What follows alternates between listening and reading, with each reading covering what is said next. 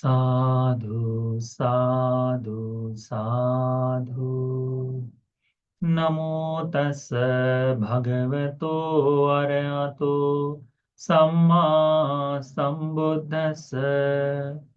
नमो तस् भगवतो अरहतो सम्मा सम्बुद्धस्स। नमो तस् भगवतो अरहतो सम्मा सम्बुद्धस्स। साधु साधु साधु। हमें इस बुद्ध शासन में प्रवजित होने की अनुमति देने वाले, हमें धर्म का अभ्यास कराने वाले हमारे पूजनीय गुरु भंते जी को सादर प्रणाम। साधु साधु साधु। श्रद्धावान उपासक उपासिकागण, मध्यम निकाय का आज एक और भाग हम अभ्यास में लेंगे। हम लोगों ने महासिंहनाद सूत्र उसे समाप्त किया। अब सूत्र है महादुख खंड सूत्र। क्या नाम है? महादुख खंड सूत्र, यानी दुख के स्कंद के, संपूर्ण दुख का विशाल पर्वत जैसा दुख जो है ना, तो इसे संपूर्ण विशाल भाव से विस्तारित किया गया है, ऐसा दुख का सूत्र है। दुख के बारे में भगवान ने बताया है। तो दुख की उपमा देकर दुख के बारे में बताते हुए भगवान ने उपदेशित किया हुआ सूत्र है। सूत्र इस तरह से आरंभित होता है। एवं में सुतम एकं समय भगवान सावत्यं विहरति जेतवने अनाथ पिंडिकस्य आरामे। ऐसा मैंने सुना है कि एक समय भगवान बुद्ध जी श्रावस्ती के जेतवन में अनाथ पिंडिक द्वारा निर्मित विहार में विराजमान थे। अथको संबहुला भिक्खु पुब्बन्न समयं निवासित्वा पत्तचीवर मादाय सावत्यं पिंडाय पाविसिंसु। तब बहुत सारे भिक्षु प्रातः हमें अपना पात्र चीवर लेकर श्रावस्ती नगर में पिंडपात के लिए चले गए। अथको तेसम भिक्षुनं एतदहोसि। तब उन भिक्षुओं के मन में ये विचार जागा कि अतिपगो ताव सावत्यं पिंडाय चरितुम। अभी पिंडपात के लिए बहुत जल्दी निकल आए हैं, अभी बड़ा ही समय बाकी है, थोड़ा समय, यानी जल्दी निकल आए तो हमारे पास बहुत सा समय पर्याप्त उपलब्ध है। क्यों न हम यहाँ जो दूसरे मतावलंबी, दूसरे धर्म को मानने वाले जो परिव्राजक है, प्रवचित लोग हैं, उस उनके आश्रम में, उनके विहार में जाए। तो ऐसा सोचकर वे सभी भिक्षु लोग इन दूसरे अन्य तिथिकों के पास, अथकोते भिक्षु ये न अन्य तिथियानं परिव्राजकानं आरामो तेन उपसंगमिंसु। तब वे भिक्षु लोग अन्य तीर्थिकों के पास, उनके आश्रम में जाकर गए। जाकर उपसंकमित्वा ते ही अन्यतिथि ही परिव्राजके ही सद्धिं सम्मोदिंसु।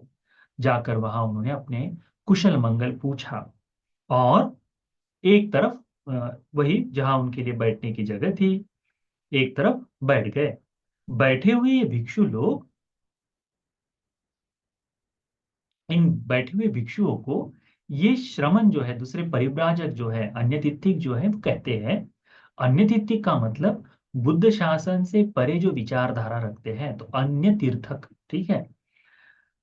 एकमंतं निसेन्ने होते भिक्खु ते अन्य तिथिया परिव्राजका एतद वोचुम। तो इन लोगों ने, अन्य तिथिकों ने भिक्षुओं को इस तरह से कहा, समनो आओसो गौतमो कामानं परिण्यं पन्यपेति। कि हे श्रमणो, हे आयुष्मान, ये जो श्रमण गौतम है, ये काम के परित्याग का उपदेश करते हैं। काम यानी जो काम भोग जो है ना, इन भोगों के त्याग का उपदेश करते हैं। फिर कहते, मयम्पि कामानं परिण्यं पन्यापेम। हम लोग भी, हमारे शास्त्र भी, हमारे धर्म में भी इन काम भोग के त्याग के बारे में बताया गया है।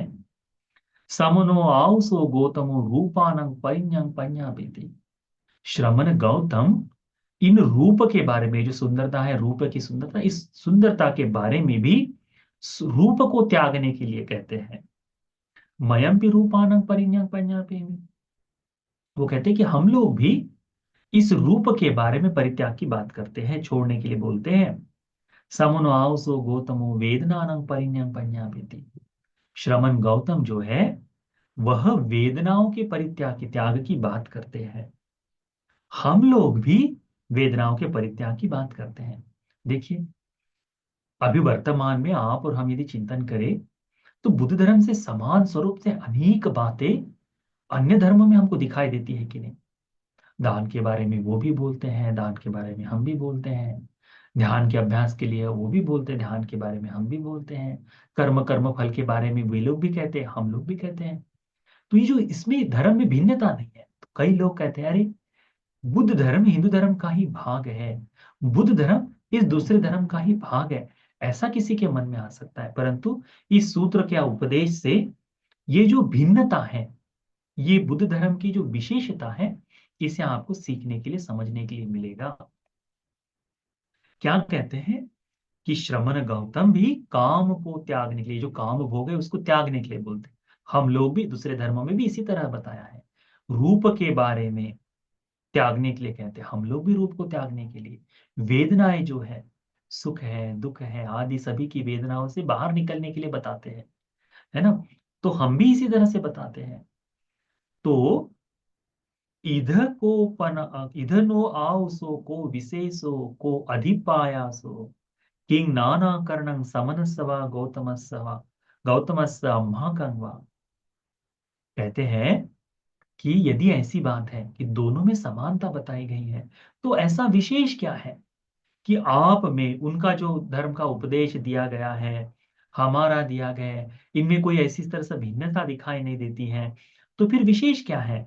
यदि दम धम्म देशनाय व धम्म देशना, हम जो धर्म देशना करते हैं उस धर्म देशना में भी अनुशासनिया व अनुशासनिया, हमारे जो भगवान की जो अनुशासना है उसमें क्या भिन्नता है, उपदेश में क्या डिफरेंस है करके पूछते हैं। हम भी तो उसी तरह से हैं। तब ये जो भिक्षु लोग थे वहां पर, इस तरह की बातचीत आने के बाद, हो सकता है नवक भिक्षु हो सकता है धर्म का अधिक अभ्यास न जानते हो, तो वे भिक्षु लोग अथ को ते भिक्खु ते संग अन्य तिथ्यानं परिभाजकानं भासितं नेव अभिनंदिन्सु। तब उन्होंने उन अन्य तीर्थिकों के बात का अभिनंदन नहीं किया। यानी जब कोई ऐसा कहे कि हाँ हिंदू धर्म और बुद्ध धर्म में, या फिर क्रिश्चियन धर्म बुद्ध धर्म में समानताएं हैं, हाँ तो उसमें दोनों में अंतर क्या है करके कहते ही, हाँ हाँ दोनों में समानता बहुत सारी है, ऐसा कर कर अनुमोदन करने वाले लोग होते हैं ना।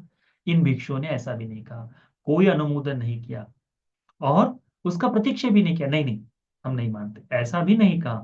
केवल बगैर अनुमोदन किए, बगैर सम्मति दिए, वे भिक्षु लोग अपने आसन से उठे और वह वहां से जहां भगवान थे वहां पर चले गए। यानी मैं हम भगवान भगवतो शांति के एतस भासितस अर्थं आजा निस्सामाति। तब उन्होंने अपने मन में ऐसा चिंतन किया कि जब भगवान बुद्ध जी के पास जाएंगे तो उनके पास से हम इस प्रश्न का उत्तर ले लेंगे करके उस समय वे सोचते हैं, चिंतन करते हैं।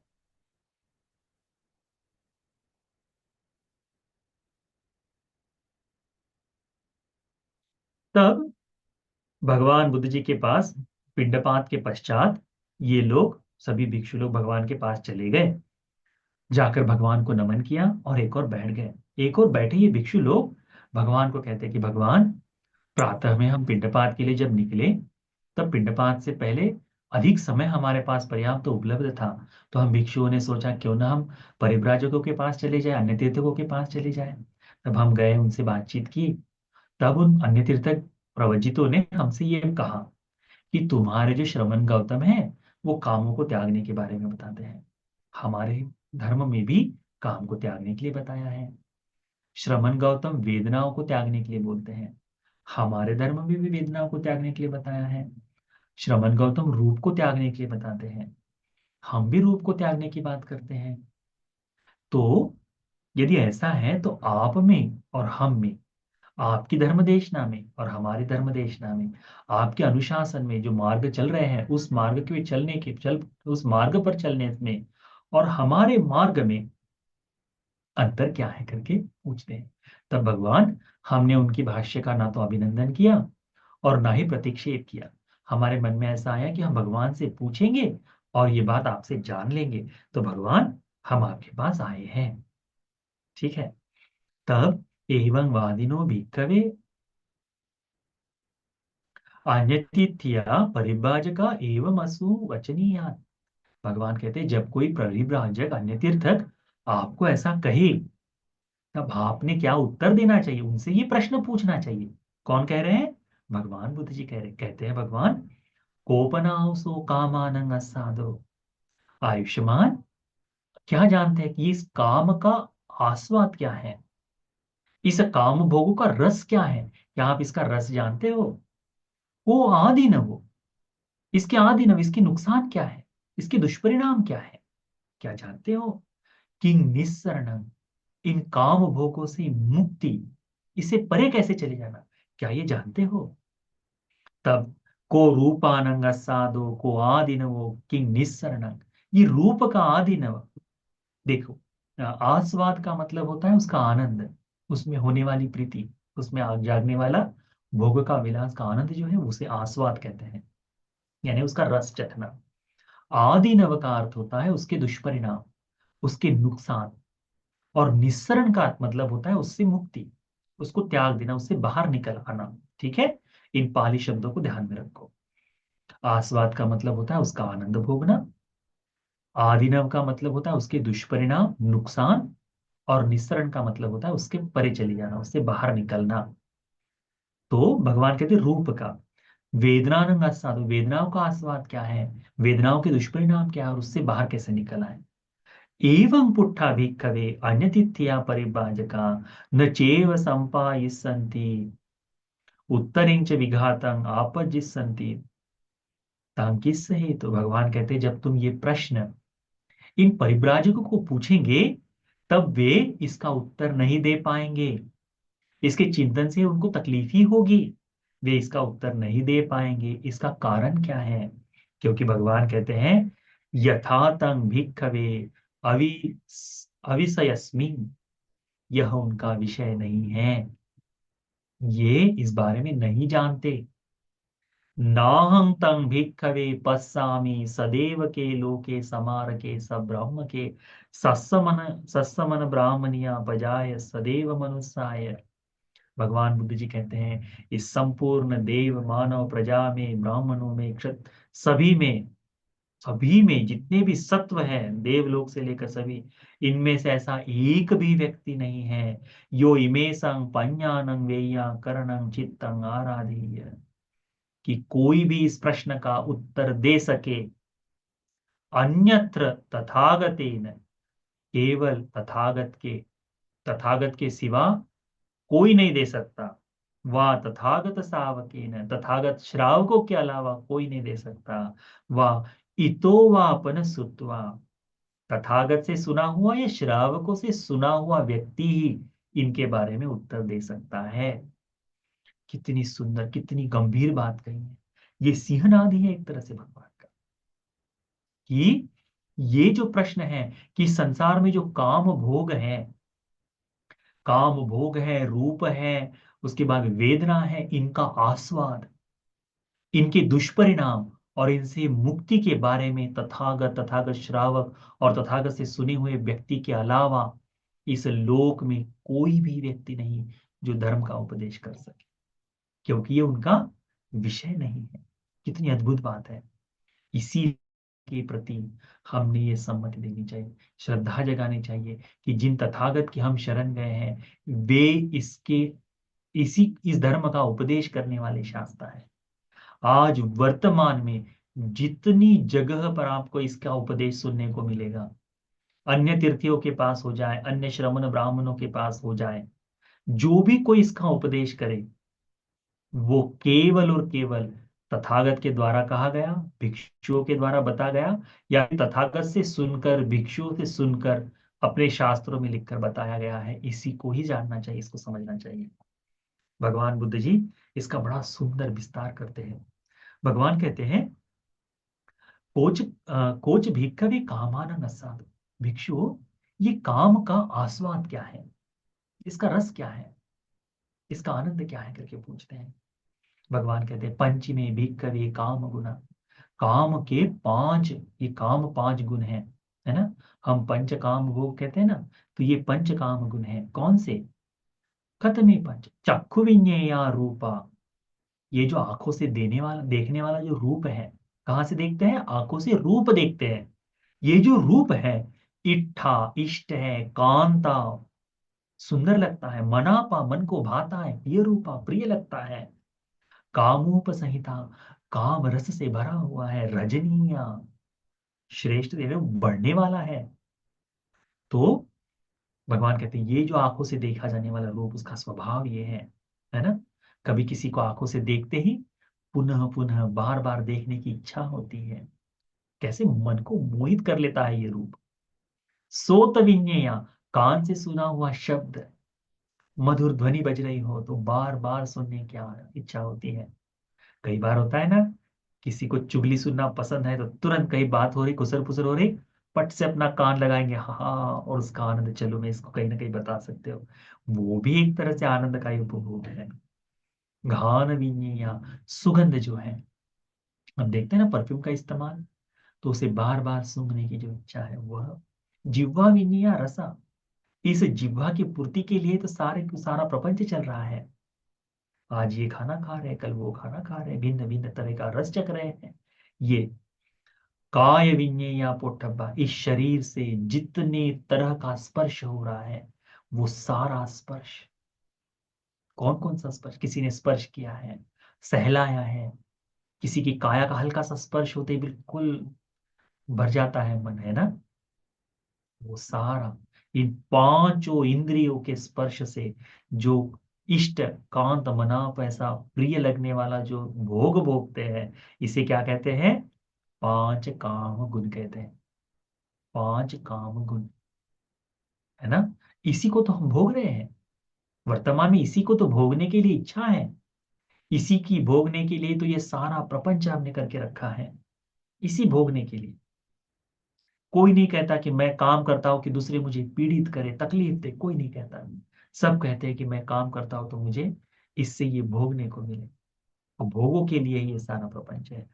भगवान कहते हैं यंको भिक्खवे इमे पंच काम गुणे पटि काम गुणे पटिच्च उपजति सुखं सोमनस्सं। इन पांच इंद्रियों से भोगे जाने वाले चीजों में जो सुख जागता है, मन को आनंद देता है, इसी को कहते हैं काम का आस्वाद। काम का आस्वाद। जैसे चिंतन करके देखो कि आप बैठे हैं, किसी का सुंदर रूप देखने को मिल जाए, और देख कर उस रूप को देखकर तुम्हें बड़ा आनंद आए। आनंद आना क्या है? उस रूप का आस्वाद है। कई बार होता है ना, आप देखो छिछोरे लड़के लोग जो है चौक में बैठे रहते हैं, कहीं कोई आ रहा है तो देख लेकर के मुड़ मुड़ कर देखते हैं, सीटी बजाने से लेकर सारी चीजें होती हैं कि नहीं। किस लिए? क्योंकि उसका आस्वाद भोगना है। आस्वाद, उसका रस उतना ही। शरीर सुख जो है वह भी उसी तरह से, तो पांचों इंद्रियों से भोगे जाने उसको कहते हैं पंच काम गुण। ठीक है। और ये इसमें जो आनंद जागता है, सुख जागता है, उसे कहते हैं काम का आस्वाद। भगवान कहते हैं कोच भिक्खवे कामान आदिनव। इस काम के दुष्परिणाम क्या है फिर? आदिनव का मतलब नुकसान और दुष्परिणाम। तो इसके आदिनव क्या है, दुष्परिणाम क्या है? जैसे देखो, अब जब हम सुख भोगते हैं तो आनंद आता है, और कोई कहे ये सुख भोगना गलत है तो हम कहेंगे गलत क्यों है, हमें भोगने दो, कहेंगे, है कि नहीं। परंतु भगवान बताते हैं इसके आदिनव क्या है। तो भगवान इसमें बड़ा सुंदर विस्तार करते हैं। आप सभी के जीवन में यह आज भी घटित हो रहा है। आज हमारे जीवन में हो रहा है। भगवान कहते हैं इद भिक्खवे कुलपुत्तो येन सिप्पठानेन जीविकां कप्पेति। यहाँ कोई कुलपुत्र अलग अलग शिल्पों के सहारे, विद्याओं के सहारे, ज्ञान के सहारे, जो कलाएं वो जानता है, उन कलाओं के सहारे जीवन जीता है। तो कैसी कलाएं? तो मुद्रा के बारे में गण गिनती करता है ना, मुद्राओं को गिनती करने वाला जो है वह। व्यापार है ना। गाय गो गोपालन था उस समय, भगवान के समय गोरक्षा पालन, तो गोपालन से या फिर राज कार्य करने वाला है, खेती करने वाला है। तो भिन्न भिन्न तरह के शिल्प आज हम लोग देखते हैं ना वर्तमान में। सभी लोग एक तरह का जॉब करते हैं क्या? नहीं, अलग अलग तरीके के जॉब करते हैं। अलग अलग तरीके की जॉब करने के लिए अलग तरह की शिक्षाएं धारण करते हैं। तो यही शिक्षाओं के सहारे वो अपना जीवन जीता है। चाहे मेहनत करने वाला हो, खेती करने वाला क्यों ना हो, उस खेती का तंत्र जानता है, वो करता है। तो भगवान कहते हैं कि जब यह मेहनत कर रहा है, किस लिए कर रहा है? ये कर रहा है इस काम भोग को पाने के लिए कर रहा है कि नहीं? ये जो सारा प्रपंच हमने करके रखा है किस लिए है? काम भोगों को पाने के लिए। तो इस काम भोगों को पाने के लिए जब हम ये मेहनत करते हैं, तो ऐसे समय में भगवान कहते हैं शीतस्स पुरखतो, हमें शीतलता का सामना करना पड़ता है। शीतलता, देखिए भारत में अभी ठंडी अभी अभी खत्म हुई। ठंड कितनी भी पड़े, ठिठुरने वाली ठंड हो, आप ऐसा कहते हो क्या? काम मैं नहीं करूंगा, जॉब पर मैं नहीं जाऊंगा, आज ठंड ज्यादा है करके ठंडी के समय में काम नहीं करूंगा, ऐसा कहते हैं क्या? नहीं। चाहे किसान हो, चाहे गोपालक हो, चाहे सरकारी नौकर हो, चाहे स्कूल में जाने वाले जो भी हो, क्या होता है? चाहे कितनी भी ठंडी हो, एक दिन की छुट्टी ले सकते हो, उससे अधिक कितनी भी ठंडी हो, तुमको काम पर जाना ही पड़ेगा। तो तुमको ठंड का सामना करना पड़ता है। विदेशों में देखो, इंग्लैंड में हो जाए, कनाडा में, अमेरिका में, रशिया में हो जाए, कितनी बर्फ पड़ती है, इसके बावजूद भी उन्हें वर्क पे तो जाना ही पड़ता है। क्यों? काम भोगों को भोगने के लिए ना।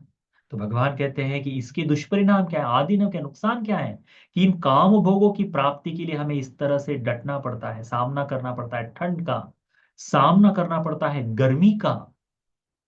बच्चों को तो सरकार से छुट्टी मिल जाती है कि धूप काले की छुट्टी लग गई करके, परंतु बाकी लोगों के लिए आप नहीं बोल सकते कि छुट्टी आनी चाहिए।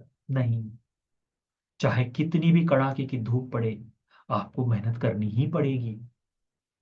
फिर कहते हैं शीत और गर्मी से आपको पीड़ित होना पड़ता है, बारिश के कारण भी आपको पीड़ित होना पड़ता है ना?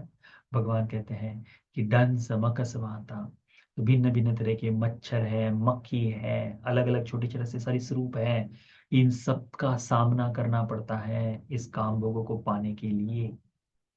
भगवान कहते हैं कि यह अयम भिक्खवे कामान आदिनो, ये काम भोग को प्राप्त पाने के लिए जो कोशिश कर रहे हैं, उसके दुष्परिणाम है, उसके नुकसान है करके।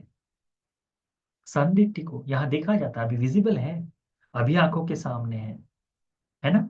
उसको कहते हैं, भगवान कहते हैं दुख खंदो काम हेतु काम निदान कामादिकरण काम कामान मेव हेतु, कहते हैं भगवान कहते हैं ये जो है काम भोगों की प्राप्ति के लिए इतना दुख भोगना पड़ता है, इस दुख के सामने जाना पड़ता है यदि काम भोगों को भोगना है तो दुख को भोगते हैं काम हेतु से, काम के कारण, काम काम को पाने के लिए काम की ही हेतु से करते हैं। ये हो गया पहला। दूसरा कहते हैं भगवान तस्सचे भिक्खवे कुलपुत्रस्य एवं उत्थतो घटतो वायमतो ते भोगा नाभिनिपज्जन्ति। भगवान कहते हैं कि जब कोई व्यक्ति, यह जो कुलपुत्र है, परिश्रम करता है, मेहनत करता है, व्यायाम करता है, और वह उसमें फेल हो जाता है, उसको प्रतिफल नहीं मिलता। जैसे कोई व्यक्ति छोटा सा बिजनेस लगाए, उसमें पैसा लगाया है, उसने समय लगाया है, बहुत परिश्रम कर रहा है, परंतु वो बिजनेस सक्सेसफुल नहीं होता, तो क्या होगा? तो वो बड़ा दुख में आ जाता है, उसको मन की वेदना होती है, शरीर की वेदना होती है, बड़ा पीड़ित हो जाता है। और क्या कहता है? अरे, व्यर्थ में मैंने ये अभ्यास किया, मेरी सारी मेहनत पानी में फिर गई, व्यर्थ का ही ये अफल रहा करके कहता है वह। भगवान कहते हैं परिश्रम करने के बाद भी उसका फल नहीं मिलता, यह संदिग्ध काम का आदीनव है। इस दुख को भी भोगना पड़ता है काम भोगों की प्राप्ति की इच्छा से। आपके जीवन में है कि नहीं? हमारे जीवन में है कि नहीं? है। इसको कोई नहीं कह सकता कि नहीं बनती, जैसा नहीं हो सकता है। देखो कितना सुंदर भगवान ने विस्तार किया है। 2500 वर्ष हो गए इस बात को उपदेशित किए, पर आज भी बिल्कुल सटीक है बुद्ध की वाणी। इसीलिए भगवान की वाणी को अकालिक कहा है। फिर भगवान कहते हैं, तस्चे भिक्कवे कुलपुत्रस्य एवं उद्धतो घटतो वायामतो ते भोगा अभिनिपज्जति। भगवान कहते हैं कि जिस कभी कोई कोई गृहस्थ कुलपुत्र कोशिश करता है, परिश्रम करता है, मेहनत करता है, और मेहनत करने से उसे इसके फल मिलना शुरू हो जाता है, उसको उसकी प्राप्ति हो जाती है कि हाँ, मेरा जो परिश्रम है वो सार्थक हो गया। जब कोई सक्सेसफुल हो जाता है अपने कार्य में, ठीक है, जैसे किसी का व्यापार बन गया, व्यापार बन जाने के बाद उसके मन में एक दूसरे तरह का डर पैदा हो जाता है। कौन सा? सोते संग भोगानंग आरक्षाधिकरणं दुखं दो मनसंग पटिसंग वेदेति। तब भगवान कहते हैं कि इन भोगों की सुरक्षा के लिए, कि मेरा व्यापार बना रहे, मेरी संपत्ति बनी रहे, मैं जो कार्य करता हूं इस कार्य में टिका रहूं, बना रहूं, इसके लिए वह दुख और दौर मनस्य को भोगता है, दुख को भोगता है। कैसे दुख को भोगता है? उसके मन में निरंतर चिंता चलती रहती है। कीर्ति में भोगा नेव राजानो हरियुम, कि अरे ऐसा न हो कि मेरे ये जो भोग है राजा चोरी कर ले, यानी हरियुम यानी छीन ले। हरियुम का मतलब होता है छीन ले। राजा हमसे छीन सकता है। देखो ना, लोग टैक्स बचाने की कितनी कोशिश करते हैं, है कि नहीं? क्यों? क्योंकि वो धन उनका जा रहा है। कहीं कोई गलती हो जाए तो पूरा का पूरा धन राजा ही ले सकता है। अभी आज वर्तमान में राजा ना हो, परंतु शासन तो है, शासन छीन लेता है वह। न चोर आ रही हो, ये चोर चुरा न ले करके उसकी चिंता उसके मन में लगी रहती है ना? कितनी भी सीसीटीवी लगा लो, कितनी भी चीजें कर लो, जहां चोरी होनी है वहां हो ही जाती है ना? तो ये होता ही है। न अग्नि रहे या, कितनी भी सुरक्षा कर लो, अग्नि से बचा पाओगे? तो उसका डर मन में लगा रहता है कि कब कहाँ कैसे अग्नि लग जाए, कोई भरोसा नहीं। न उदकंग वही, कि ये बारिश के पानी में बाढ़ आने से बह न जाए करके डर लगा रहता है। न अप्रिया दायादा हरियुम्पी, अप्रिय दायाद। अप्रिय दायाद यानी ऐसा होता है ना, कुलक्षणी लड़का जन्म लेता है घर में, कि संपूर्ण घर का नाम बर्बाद कर देता है, नशे में धुत, परिवार का कोई इज्जत न करने वाला, संपूर्ण जीवन को अपने किए हुए नाम को कर्म सब कुछ बर्बाद करने वाला, ऐसा अप्रिय दाया जन्म लेता है, जो माता पिता को केवल दुख देता है। तो माँ बाप के मन में लगा रहता है कि अरे, इस संपत्ति के लालच में ये जो पुत्र है मेरे से धन छीन न ले, इसका भी तो डर लगा रहता है। बहुतों को है, वर्तमान में देखते हैं, वो भी डर लगा रहता है। भगवान कहते हैं कि इस तरह से चिंतन करते हुए, ये चिंतन मन में चलते ही रहता है ना, कि हमारा जो धन है वो कहीं चुरा न ले, है कि नहीं? उसकी सुरक्षा के लिए कितने लगे रहते हैं हम लोग। तो उसको सोचते सोचते, उसकी चिंता करते करते वो केवल और केवल दुख और दौर मनस्य को ही भोगता है। ठीक है। भगवान कहते हैं यह भी इस जन्म में, इसी समय, इसी क्षण देखा जाने वाला काम का दुष्परिणाम है, आदि है, नुकसान है करके भगवान कहते हैं। फिर भगवान कहते हैं ये जो दुख भोग रहा है, इस चिंतन का, इस पीड़न का दुख भोग रहा है, किस लिए? केवल काम भोगों की प्राप्ति के हेतु से, है ना? ये भोगों से थोड़ा सा बचने के लिए हम लोग, अरे परिवार का सुख भोग रहे हैं, पुत्र सुख भोग रहे हैं, नाम हो रहा है, ऐसी भिन्न भिन्न परिकल्पनाएं हम लोग बना देते हैं, और उन्हीं के सहारे अपना जीवन जीना चाहते हैं, पर दुख तो भोग रहे हैं ना, वो दुख। फिर भगवान कहते हैं, पुनश्च परं भिक्खवे काम हेतु काम निदान कामादिकरण कामनमेव हेतु। इस काम भोग को पाने के लिए, काम की इच्छा से, इस भोग संपत्ति की प्राप्ति के हेतु से, राजानोपि राजू ही विवदंती, एक राजा दूसरे राजा के साथ युद्ध करता है, झगड़ा करता है। किस लिए? कि उसका साम्राज्य सुंदर दिख रहा है, सेना लेकर चढ़ाई कर लो तो अपने राज्य में जोड़ लो वो धन संपत्ति, अपना राज्य का कोष बढ़ेगा। इस हेतु से राजा राजाओं में लड़ाई करते हैं। देखो ना, अभी वर्तमान में जब भी इलेक्शन आता है क्या होता है, एक व्यक्ति दूसरे पर लांछन लगाता है, निंदा करता है, गाली गलौज करता है, भिन्न भिन्न तरीके की बातें बताता है, फंसाता है, अलग अलग तरीके का प्रपंच रचता है। किस लिए? उस राज्य की उस सुख को पाने की हेतु से। दिखाई देता है कि नहीं? यही है, भगवान कहते हैं खत्तिये पि खत्तिये विवदंती। एक क्षत्रिय दूसरे क्षत्रिय से साथ लड़ता है, सेनाएं युद्ध कर रही हैं। आज भारत, आज इस विश्व में दो तीन देशों में युद्ध हो ही रहा है कि नहीं? किस लिए एक सेना दूसरे से किस लिए लड़ रही है? केवल भवभोग संपत्ति के लिए, अपने नाम के लिए, अपने राज्य के लिए क्षत्रिय लड़ रहे हैं। क्षत्रियों की बात छोड़ो, ये सेना की बात छोड़ दो, गुंडे, जो गुंडे लोग हैं वो भी आपस में लड़ते हैं कि ये मेरा क्षेत्र है, ये मेरा क्षेत्र है, तू मेरे लड़के को कैसे मारने आया? किस लिए? अपने नाम के लिए, उसमें से कुछ पाने के लिए, हफ्ता वसूली के लिए। देखा है तुमने? यही है। फिर कहते हैं भगवान, ब्राह्मणों भी ब्राह्मणे ही निवदंती। एक ब्राह्मण दूसरे ब्राह्मण पर लांछन लगाता है, अरे वो तो गलत है, ये है। किस लिए? कि अपने मंदिर का नाम अधिक हो, मेरी बात सत्य है, लोग मेरे पास आए, भोगों की प्राप्ति के लिए ये सारा प्रपंच है। दूसरों को झूठा दिखाने के लिए तैयार है, दूसरों को नीचा बताने के लिए तैयार है। किस लिए? केवल भोगों की राज्य करने के लिए, भोगों को पाने के लिए ये सारा, कि मेरा परिवार, मेरी परंपराएं सुखी रहे, वो सुख से जी पाए, उनके लिए, इस काम भोगों को पाने के लिए तो ये सारा प्रपंच रचते हैं। वो इसमें कहा है, ब्राह्मणों भी ब्राह्मणा भी ब्राह्मणे ही विवदंती, गहपति ही विवदंती। एक गृहस्थ आदमी दूसरे गृहस्थ से झगड़ा करता है, देखा है तुमने? आपस में झगड़े जो होते हैं वो झगड़े, माता पुत्तेन विवदंती, माँ बेटे के साथ झगड़ा झगड़ा करती है। माँ झगड़ते हुए देखा है ना बेटों के साथ? किस लिए? भोगों की प्राप्ति के लिए ही है। पुत्तोपि मातरा विवदंती, बेटे माँ के साथ झगड़ते हैं, तेरे को पैसे मांगे मेरे को क्यों नहीं दे रही? देखा है तुमने? माँ को गाली गलौज करने वाले हैं, मारने पीटने वाले पुत्र हैं। किस लिए?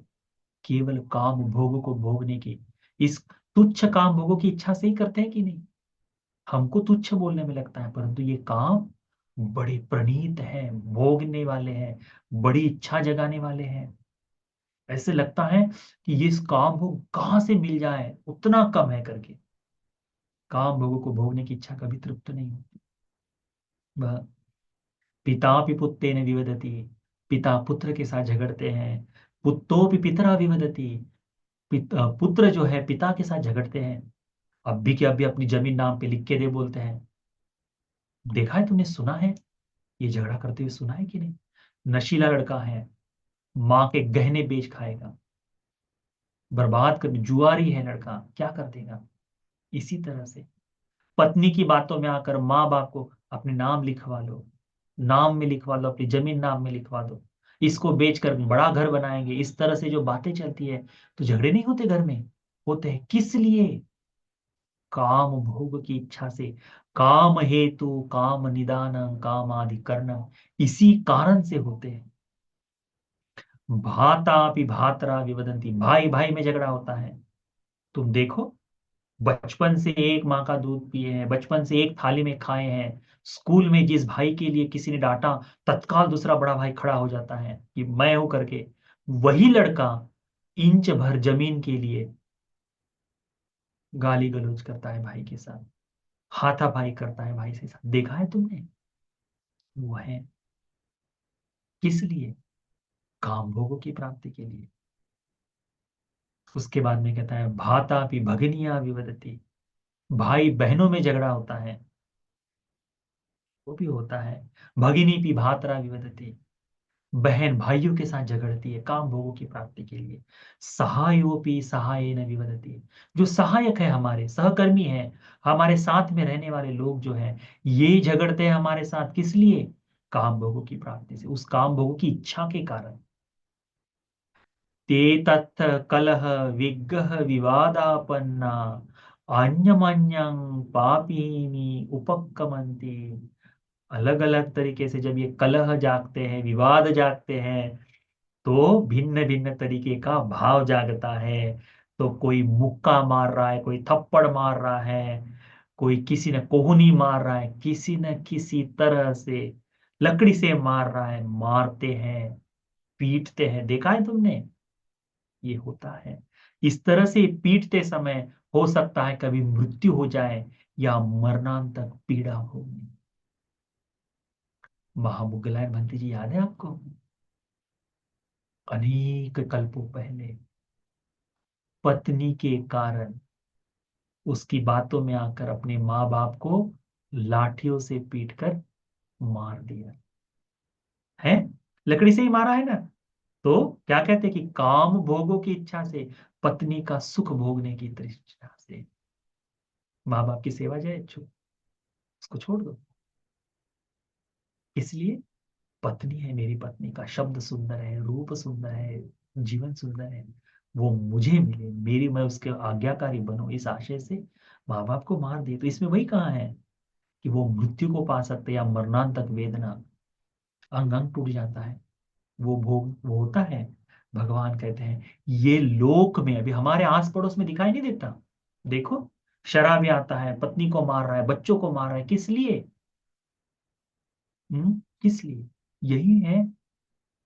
यही भगवान कहते हैं, अयम भी कामानं आदि न वो संदिग्धिको। यह काम के दुष्परिणाम है जो अभी देखे जा सकते हैं वर्तमान में। दुख खंडो काम है, तो इस बड़ा दुख का समुदय, ये बड़ा वृक्ष दुख का जो समुदय है, ये दुख का जो भाग है, विशाल पर्वत जैसा भाग है, ये हमें काम की इच्छा से, काम तृष्णा से भोगना पड़ता है करके। फिर भगवान कहते हैं, पुनच परं भिक्खवे काम हेतु काम निदानं। इस काम के कारण व्यक्तियों में झगड़े जब होते हैं, तो तलवारें उठती हैं, शस्त्र उठते हैं, बाण उठाए जाते हैं, आयुध लिए जाते हैं हाथ में, मारा जाता है, काटा जाता है, भिन्न भिन्न तरह से तकलीफ दी जाती है, सर उड़ा दिया जाता है, हाथ पैर काटे जाते हैं। किस लिए? अपनी तृष्णा तृप्ति को शांत करने के लिए। तो उससे व्यक्ति मर भी जाता है और मरना तक वेदना होती है, ये भी। फिर भगवान कहते हैं कि यह जो व्यक्ति है, इस काम भोगों की प्राप्ति के लिए इस तरह से पाप करता है, मारा पीटी करता है, झगड़ता है, चोरी करता है, लूट लेता है, किसी की हत्या कर देता है, किसी को तकलीफ पहुंचाता है, तो क्या होता है? काम भोगों की प्राप्ति के लिए करता है ना। तो उसका मुकदमा होता है, राजा के सैनिक उसको पकड़ लेते हैं और क्या करते हैं? उसको तकलीफ देते हैं, उसको पीड़ित करते हैं। हम्म, यही होता है। भिन्न भिन्न तरह से उसको तकलीफ दी जाती है। जब पकड़ा जाता है, किस किस काम भोग से? भगवान कहते हैं कि काम के भोग हेतु से चोरी करता है, दीवार फोड़ता है, दूसरों को लूट लेता है ना, दूसरों को फंसा लेता है, या फिर परदारम्पि गच्छन्ति, व्यभिचार करता है, काम भोगों के लिए व्यभिचार करता है। अपनी पत्नी है, अपना पति है, उससे सुख न भोगते हुए दूसरों की पत्नी की इच्छा, दूसरी स्त्री की इच्छा रखता है, दूसरे पुरुष की इच्छा रखते हुए उसको करने की कोशिश करता है। अपना परिवार विनाश करता है, दूसरों का परिवार विनाश करता है। देखा है? इसके दुष्परिणाम स्वरूप राजा उसको पकड़कर जेल में डाल देता है, तकलीफ देता है, कोड़े मारता है, उसके हाथ पैरों को चटके लगाता है। उस समय की जो जो शिक्षाएं थी, उल्टा टांग देता है, लटकाता है, फांसी दे देता है, उंगलियां काट देता है, कान काट देता है, लगाता है शरीर पे। हो सकता है कि फांसी दे दे, सर उड़ा दे, या हाथी के पैरों के नीचे रख दे। राजा का न्याय है। उस तरह से भिन्न भिन्न तरीके का दिया जाता है। आज भी वर्तमान में जो भयानक केसेस है ना, दूषण की जो बातें होती हैं, रेप केसेस, शादियों में क्या दिया देने के लिए बोलते हैं, फांसी की शिक्षा के लिए अपील की जाती है ना। क्यों? ये काम भोगों के लिए ही तो है। ये जो इतना दुख देना है दूसरों को, या फिर इस तरह का व्यवहार जो करना है, किस लिए? काम भोगों की इच्छा से। तो जब काम भोगों की इच्छा से योग कर रहा है, तो उसके परिणाम स्वरूप उसको इस तरह का दुख भोगने को मिलता है। मर जाता है करके, या मरणांतक दुख वेदना को भोगता है, ये काम का भी देखा जाने वाला आदिनव है करके भगवान कहते हैं। फिर भगवान कहते हैं कामानंग आदि, काम के हेतु से काया से दुश्चरित्र करता है, वाचा दुश्चरितं चरति, वाचन वाणी से दुश्चरित्र करता है, मनसा दुश्चरितं चरति, मन से दुराचार करता है। इस तरह से काया वाणी मन से दुराचार करते हुए व्यक्ति कायस भेदा परम मरणा अपायं दुर्गतिं विनिपातं निरयं उपपज्जन्ति, वह व्यक्ति इस शरीर को छोड़कर इस दुराचार करने के कारण मरकर निरय में जाता है, दुख भोगने वाले लोक में जाकर अपाय में गिरता है। कहते हैं अयम पि कामानंगादिनो सांपरायिको, ये संसार में संसरण करने वाला विपाक है। अब तक जितने विपाक बताए भगवान ने वे सारे संदिग्ध है, परंतु ये जो विपाक की मरने के बाद दुर्गति को जाता है, ये सांप्रदायिक धर्म में आता है। भगवान कहते हैं ये सारा दुख किस लिए भोगते हैं? काम भोग की प्राप्ति के लिए। कतंच भिक्खवे कामानंग निस्सरणं, इस काम से मुक्ति कैसे, इससे बाहर कैसे निकला जाए? तो भगवान कहते हैं योको भिक्खवे कामेषु छंद राग विनयो छंद राग पहानंग इदं कामानंग निस्सरणं, इस काम भोगों के लिए जो छंद राग है, इच्छा जागती है, भोगने की लालसा है, इस लालसा को दूर कर देना काम का निस्सरण है। काम का निस्सरण यानी काम से मुक्ति है कि नहीं? किसी की तृष्णा जाग जाए किसी चीज की, और अपने मन को समझाकर, अपने मन को समझाए और कहे कि "ए, ये मत कर, ये पाप है", तो मन मान जाता है कई बार। जैसे ही उस तृष्णा को छोड़ दे, तो ये सारा दुख भोगने की जरूरत पड़ेगी क्या? नहीं पड़ेगी। अनेक बार युवकों में ये भाव जाता है सब लोग तो शराब पी रहे हैं, मैं भी पी कर दे, परंतु धर्म में सुना है नशा ठीक नहीं, तो वो अपने आप को कहता है नहीं, ये पाप है, मैं नहीं करूंगा, बच जाता है उससे। तो उस समय के लिए उस पाप से मुक्ति हो गई, तो काम का निस्सरण हो गया उस समय। कहता है कि दूसरी स्त्रियों के प्रति बुरी नजर रखना अच्छा नहीं, व्यभिचार ठीक नहीं है। तो अपने आप को बताता है, समझाता है स्वयं को, अरे व्यभिचार कहीं करना चाहिए, और उसको चिंतन करता है, तो उसमें से व्यभिचार की जो इच्छा है, उस समय की जो भावना है, वो निकल जाती है। ये जो छंद राग है, ये तृष्णा जो है, इसका दूर करना, इसको बाहर निकालना, यही है कामानंद निस्सरणं, काम से दूर हो जाना। भगवान कहते हैं यही केच भिक्खवे समना वा ब्राह्मणा वा एवं कामानंग अस्सादतो आदिनवं च आदिनवतो निस्सरणं च निस्सरणतो यथाभूतं न पजानन्ति ते वत सामं वा कामे परिजानिस्सन्ति परं वा तथा तथत्ताय समादपस्सन्ति यथा पटिपन्नो कामे परिजानिस्सन्ति इति नेतं ठानं विद्यति। भिक्षु, भगवान कहते हैं भिक्षुओं, ये जान लो, इस बात में स्थिर हो जाओ कि जो भी श्रमण ब्राह्मण इस काम के आदिनव आस्वाद आदिनव और निस्सरण को अच्छी तरह से नहीं जानता, वह व्यक्ति संभव ही नहीं है कि इस काम भोग से बाहर निकल आए, त्याग सके, या दूसरों को त्याग के लिए उपदेश कर सके। संभव ही नहीं है। कौन? जो व्यक्ति न तो इसके आस्वाद को, इसके आदिनव, आदिनव का मतलब क्या है? दुष्परिणाम, नुकसान, इसके दुष्परिणाम और नुकसान को, और निस्सरण, इससे मुक्ति को जो व्यक्ति नहीं समझता अच्छी तरह से, यथाभूतं न पजानन्ति, अच्छी तरह से नहीं समझता, वह इससे इसको छोड़ नहीं सकता। वो इसमें लिप्त रहता है, भोगने की इच्छा से जीता है। भगवान कहते हैं जब कोई श्रमण ब्राह्मण, कोई व्यक्ति इसके आदि नव आस्वाद निस्सरण को समझ लेता है, तो वो संभावना है कि वो उससे काम भोगों से दूर कर ले, काम भोगों से मुक्त हो जाए। ये संभावना है करके भगवान कहते हैं। फिर भगवान ने कहा है, सूत्र थोड़ा सा बड़ा है, तो 10 एक मिनट का और अधिक समय लूंगा, ठीक है? इसको आप लोग यदि भविष्य में जब ऑनलाइन सुनो, पुनः इच्छा हो कभी, तो 2 टुकड़ों में सुन सकते हो, उसमें कोई आपत्ति नहीं, ठीक है? पाली बताने के कारण थोड़ा सा अधिक समय लग जाता है ना, पर पाली पाली से सुंदर कुछ नहीं है उपासक, ध्यान में रखो। भगवान कहते हैं कोच भिक्खवे रूपानंग आदिनम, ये रूप का आदिनव क्या है? रूप का आदिनव यानी नहीं, रूपानंग अस्सादो, रूपानंग अस्सादो, ये रूप का आस्वाद क्या है? तो भगवान कहते हैं सेयथापि भिक्खवे, बड़ी सुंदर उपमा देते हैं भगवान।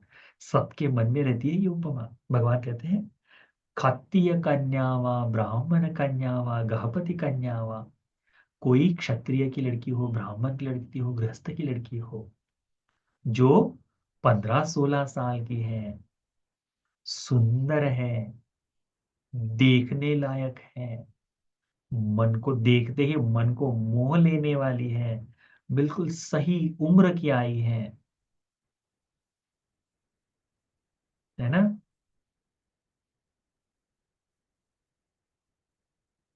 तब उस सुंदर स्त्री, यानी विवाह के लिए आदि सभी के लिए वो सबसे सुंदर है ना?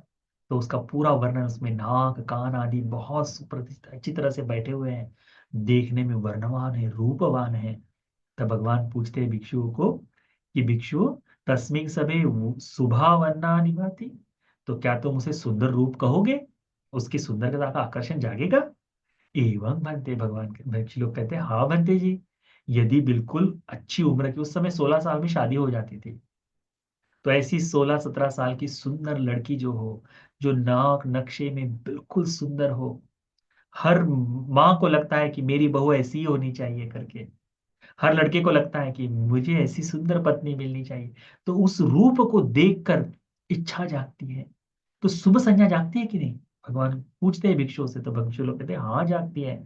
भगवान कहते हैं यंको भिक्खवे शुभ वन्न निभं पटिच्च उपजति सुख सोमन, उस सुंदर रूप को देखकर जो मन में सुख जागता है, ये वो सुख सोमन से जागता है, अयं रूपानन साधु, ये रूप का आस्वाद है। तुम देखो, इस रूप को देखने के लिए, इस रूप के लिए, शरीर को रूप के लिए, तुम देखो, जो लड़का टीचिंग नहीं करना चाहता, स्कूल नहीं जाना चाहता, वो साइकिल लेकर हो, पैदल हो, बाइक से हो, दूसरों के स्कूल के बाहर खड़ा रहेगा। देखा है तुमने? किस लिए? एक झलक मिल जाए, है कि नहीं? लंबा फिर अच्छा 20 किलोमीटर दूर जाकर लौट के आएगा, किस लिए? कि उसको देख सके।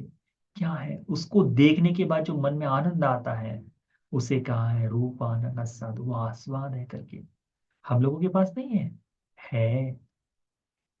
है हम लोगों के पास भी, सबके पास है ये, सबको लगता है। भगवान कहते हैं, ये उत्तर भिक्षुओं को, भगवान ने भिक्षुओं को उपदेशित किया, तो स्त्री का रूप उस तरह से बताया है, ठीक है। फिर भगवान कहते हैं कोच भिक्खवे रूपानंग आदिनम, यदि यह भिक्षुनियों को बताया होता तो महिला की, पुरुष की प्रशंसा करते भगवान उस समय, क्योंकि स्त्रियों के लिए पुरुष का रूप वैसा है, पुरुष के लिए स्त्रियों का रूप बड़ा आकर्षणीय है, इसलिए भिक्षु बता रहे, तो भगवान ने भिक्षुओं को पुरुष के बारे में बताया, स्त्री के बारे में, रूप के बारे में बताया। जब महिलाओं के बारे में बताना होता, महिलाओं को बताना होता, तो भगवान कहते हैं कि स्त्री का मन पुरुष के रूप में आकर्षित हो जाता है। 4 दिन जो डेली लड़का देखने के लिए आता है, एक दिन वो देखने के लिए न आए, तो बाजू वाले से पूछती है क्या तुमने उस लड़के को देखा है? आज नहीं आया। पैदल दिखाई दे, अरे गाड़ी कहाँ गई, क्या तत्काल पूछ लेता है आदमी। मन उद्विग्न हो जाता है कि नहीं? जो डेली देख रहा है, पूछ रहा है, हंस रहा है, स्माइल दे रहा है, आज नहीं दिखाई दे तो कुछ ना कुछ कमी नजर आती है। यही है काम का आस्वाद, रूप का आस्वाद। इसके आदि नव क्या है, इसके नुकसान दुष्परिणाम क्या है? तो भगवान एक एक करके बड़ा सुंदर उपमा देते हैं। मैं इसको बड़े शॉर्ट में लेके चलता हूँ। भगवान कहते हैं ये जो लड़की है, ये भगिनी जो है, तमेव भगिनी पश्ये अपरेण समेन असिति कंवा नाउति कंवा। भगवान कहते हैं कि यही लड़की जो है, वो 80 साल की हो जाती है, 90 साल की हो जाती है, बूढ़ी हो जाती है, 100 साल की हो जाती है। यही लड़की जिसके प्रति आकर्षण है, यही लड़की दिखाई देती है कि अभी 80 साल की हो गई, 90, बूढ़ी हो गई है, क्या हो गया? बाल पक गए, चेहरे पे झुर्रियां आ गई, दांत टूटकर गिर गए, है ना? तो वो कोमल सुंदरता अब है क्या? अब नहीं है। भगवान कहते हैं शरीर का इस तरह से हो जाना, शरीर का इस तरह से हो जाना, शरीर का रूप परिवर्तित कर देना, भगवान कहते हैं आदिनवो पात्र होती, इस शरीर का वह आदिनव है, कि समय के साथ जर्जिर जरा जरा जीर्ण हो जाएगा। तो भगवान कहते हैं ये रूप का आदिनव, ये दुष्परिणाम है करके। फिर कहते हैं कि यही यही जो महिला है, जो बड़ी सुंदर दिखती थी, ये महिलाएं जब बीमार हो जाए, आबादिकं दुखितं बाल्य गिलानं, जब ये हो जाए, तो लेटे लेटे मूत्रा कर रही है, लेटे लेटे पेशाब शौच कर रही है, मुख से लार आ रही, उल्टी आ रही है, पूरा शरीर जीर्ण जीर्ण दिखाई दे रहा है। तो उस शरीर को देखकर क्या तुम में शुभ की चिंता जागेगी, चेतना जागेगी? जिसके लिए हम देखकर मन मार मार कर बार बार देखना चाहते उस रूप को, अब इस रूप को देखकर अपने मन में फिर भी सुंदरता का भाव जागेगा? बनते जी लोग कहते हैं नहीं जागेगा। भगवान कहते हैं यही शरीर का आदिनव है। फिर कहते हैं भगवान कि जब वो व्यक्ति मर जाए, वो सुंदर लड़की जो है, ये तमेव भगिनी पश्येय शरीरिकं सीवति काय चड्डितं, जब वो स्त्री, वो सुंदर शरीर वाली स्त्री मर जाए, एक दिन बीत जाए, 2 दिन बीत जाए, 3 दिन बीत जाए, फूल जाती है वो बॉडी, नीली पड़ जाती है, पीप से भर जाती है। देखो, शरीर नहीं होता, फूल नहीं जाता, फूलता है, फूलता है, दुर्गंध देना शुरू कर देता है। तब भगवान पूछते तंग किंग मन्यत भिक्खवे, तो भिक्षु क्या सोचते हो? क्या उस शरीर को इस तरह से पीप आदि से फूला नीला शरीर देखकर तुम्हारे मन में शुभ की चेतना जागेगी? शुभावन्न निभाव सा अंतरिता आदिनव पातो से, तो क्या शुभ संज्ञा जागेगी? नहीं, उसके आदिनव ही सामने आ रहे हैं, उसके दुष्परिणाम ही दिखाई दे रहे हैं। तो भक्त जी लोग कहते हैं हाँ भक्त जी, शुभ का भाव नहीं जागेगा, वो खत्म हो गया है। भगवान कहते हैं अयम पीबी कवे रूपानंद आदि, यही रूप का आदिनव है करके। आप देखिए, आज भी बातचीत हो ही रही थी, बड़ा ही दुष्परिणाम है।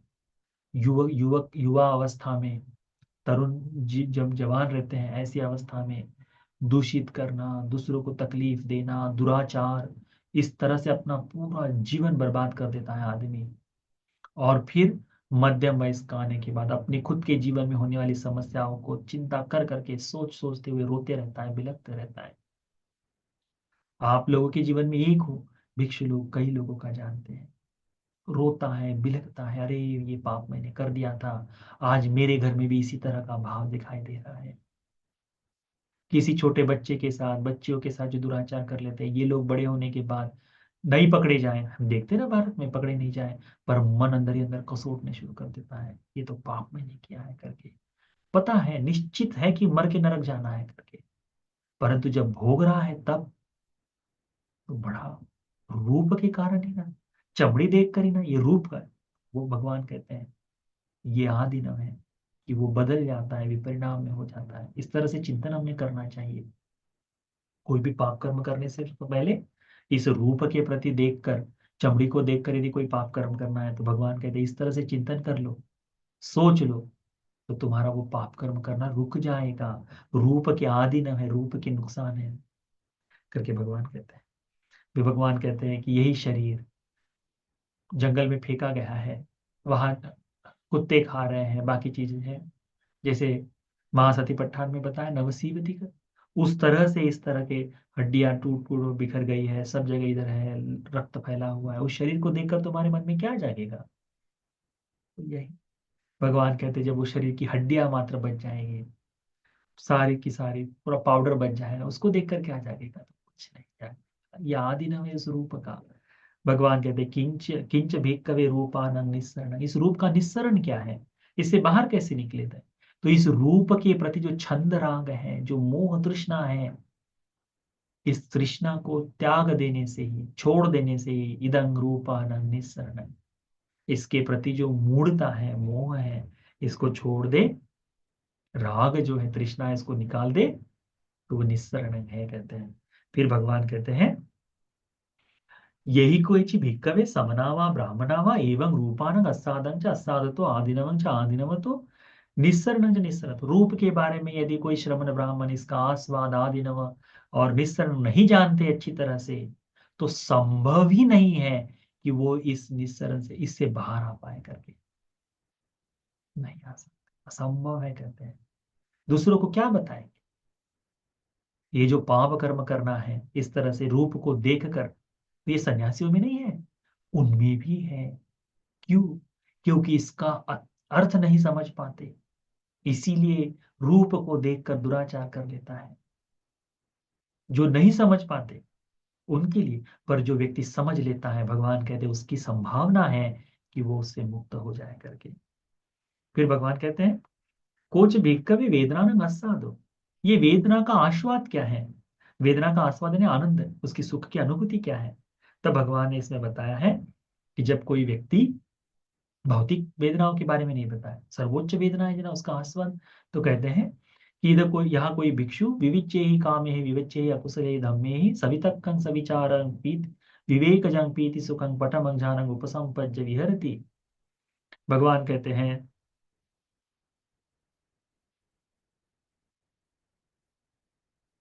कि कोई व्यक्ति एकांत में जाकर ध्यान करते हुए प्रथम, उसका पूरा विस्तार है, तो प्रथम ध्यान को प्राप्त करता है। ऐसे समय में उसके चित्त में न अत्त व्यापादाय चेतेति, अपने लिए दुष्परिणाम का चिंतन नहीं करता, अपने पीड़ा की बात नहीं करता। न पर व्याबाधाय अपि चेतेति, तो दूसरों के बारे में भी इस तरह से वो चिंतन नहीं करता। दूसरे भी दुख भोग रहे करके, या दूसरों को दुख दे ऐसा भी नहीं। न तो अपने बारे में पीड़ित करने वाला करता है, ना दूसरों के बारे में पीड़ित करने वाला करता है।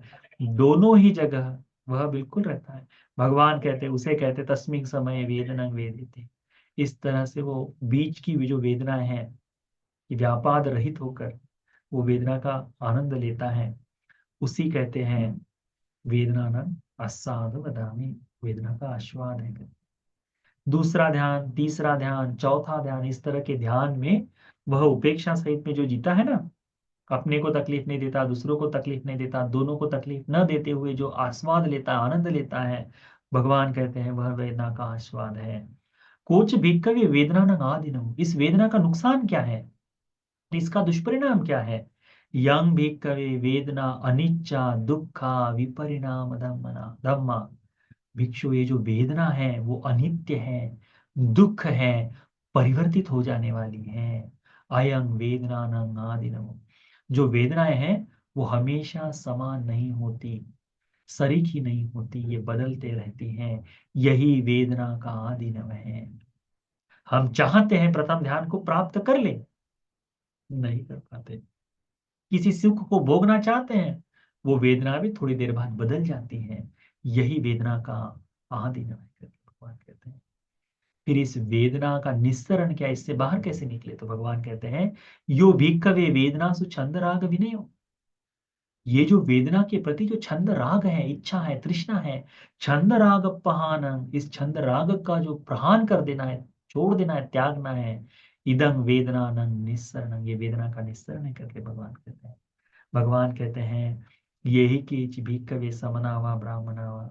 भगवान कहते हैं कि हे भिक्षु, जब कोई श्रमण ब्राह्मण इस वेदना का आस्वाद, आदीन और निस्सरण, इनके बारे में अच्छी तरह से नहीं जानता, तो संभव ही नहीं है, असंभव है उसको काम, इस वेदना के राग से इसको वेदना को त्याग देना असंभव है कहते हैं।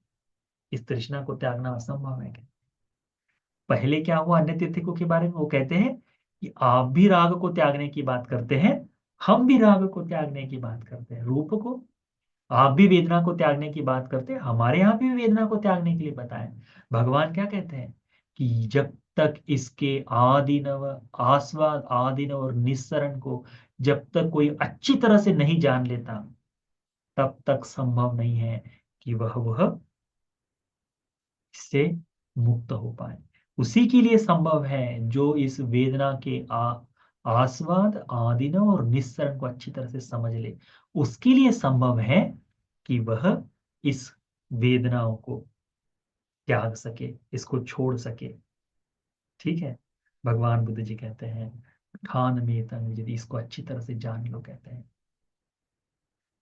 इदमुवोच भगवात्मनाते भिक्खु भगवतो भासित अभिनंदन्ति। भगवान के इस वाक्य को सुनकर भिक्षु ने साधुकार दिया था, कि साधु साधु कहा था। कितनी सुंदर बात है। आरंभ कहाँ से हुआ? कि दूसरे धर्मों में भी इसी तरह से बताया जाता है, हमारे धर्म में भी इसी तरह से बताया जाता है। भिन्नता क्या है? ये है भिन्नता। क्या? कि जब दूसरे बताते हैं तो इसके बारे में यथार्थ नहीं जानते, इसका आनंद क्या है ये बता देंगे, हाँ इसका तो आनंद है बस, परंतु इसके नुकसान क्या है नहीं बता सकते। इससे बाहर कैसे बताए? नहीं बता सकते। तो जब पता ही नहीं कि आस्वाद आदिनवा निस्सरण क्या है, तो क्या छोड़ पाएंगे, त्याग पाएंगे? नहीं त्याग पाएंगे। भगवान कहते धर्म को जानने वाला ही त्याग सकता है। कौन जानता है फिर? केवल तथागत, तथागत का श्रावक, या तथागत और तथागत के श्रावक से सुना हुआ आदमी ही इसके वाक्य को, इस बारे में बता सकता है। दूसरा कोई नहीं बता सकता। तो इस बात को ध्यान में रखो। ये है महादुख खंड सूत्र। दुख के बारे में, स्कंद स्वरूप में महापर्वत के समान दुख के बारे में उपदेशित ये धर्म का उपदेश है। इसको अच्छी तरह से ध्यान में रखो, स्मरण करो, पुनः एक दो बार सुन लो, बड़ा आनंद आएगा, आस्वाद आएगा, अच्छा लगेगा। और इसके बारे में निस्सरण का भाव जागेगा, त्यागने का भाव जागेगा। त्यागने का भाव जाग गया तो हम धर्म के एक कदम और नजदीक आ जाएंगे। ठीक है। तो ये महादुख कंद सूत्र आप सभी को, सभी तन्हा के क्षय के लिए, छंद राग के प्रहान के लिए उपकारी हो जाए। साधु साधु।